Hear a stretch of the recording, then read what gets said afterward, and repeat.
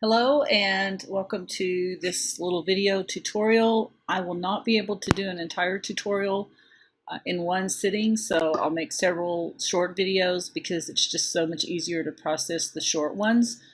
The goal here is for me to show you a little bit about the study that we did, and then we'll go through step by step in the later video on what really you do within MATLAB and EEG Lab. So what I have pulled up here is a folder that basically shows a number of figures, and I'm just going to pull some of these up. You can see this is a person. She's smiling. She seems happy. As we continue to step through, you can see this is a person who's been, for lack of a better term, avatarized. So what we had, and I'll continue to page through these, what we had was we had a series of images of people with emotional expressions. And so here's the person, and he's smiling, he's happy. These images have been vetted by the American Psychological Association many years ago, and the goal of that was to take away any bias with regard to gender or ethnicity or anything else that we as humans might have bias toward. So you'll see, there were women, there were men, and basically these are sort of accepted. This is sort of an accepted happy face. He's smiling. Some of them, so we have three different emotional expressions here: happy, sad, and mad. So here you can see he's mad. This is not a person, this is an avatar. So what we did for this study is we took pictures of real faces, and we used some software that will basically take the human face and convert it to a cartoon. And how much you want to turn it into a cartoon, in other words, do you want a total cartoon, or do you want it to look sort of human? You can actually adjust that using the software. So you can see here, this is an unadjusted image. This one has been slightly adjusted, so we refer to this as an avatar. Somewhere, I think you've seen previously, here's another avatar.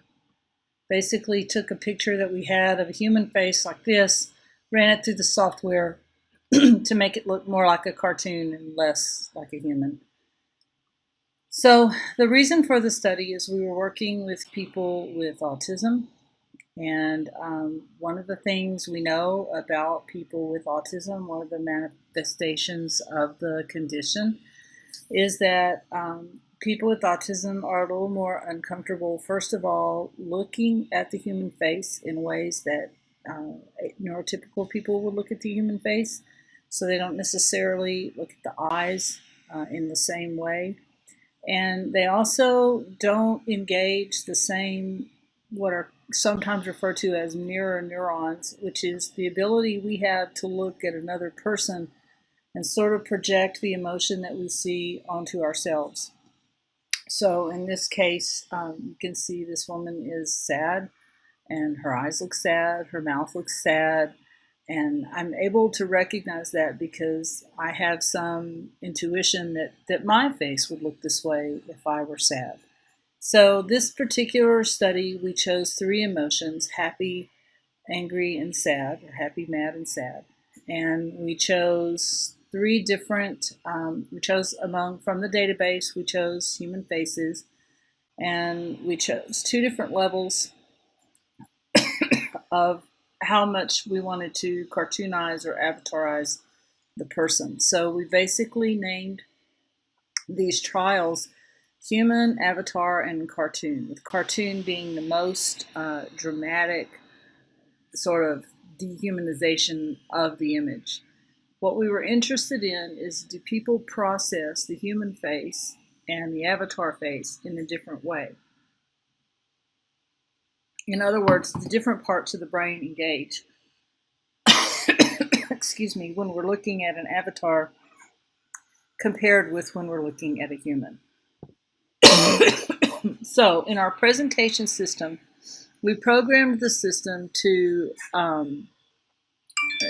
randomize the presentation of the photos of the faces, and then we did a number of repeat trials. So I wanted you to see what the stimulus looked like, so that when we talk about the stimulus in the next video, you'll understand what the person who was having the EEG